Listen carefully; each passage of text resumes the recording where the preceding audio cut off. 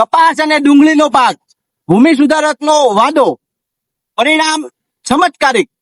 પરિણામ જોઈને તમે ચોંકી જશો. આપણે એક પ્રગતિશીલ ખેડૂતની મુલાકાતે પહોંચ્યા છે જેણે ભૂમિ સુધારક, ડુંગળીના પાક અને કપાસના પાકમાં ઉપયોગ કર્યો છે. તો પરિણામ કેવું મળ્યું છે જે તે ખેડૂત સાથે વાતચીત કરશું. સૌપ્રથમ તો તમારું નામ જણાવજો કાકા. મારું નામ ભરતભાઈ સામતભાઈ ડાબી, ગામ કુતિયાબેન. બરોબર છે.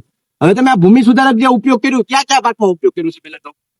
પહેલા તો આ ડુંગળીમાં જ ઉપયોગ કરેલો છે. બરોબર ડુંગળીના પાન ત્યારે એને આમ ડીચા પડી ગયા હતા. બરોબર.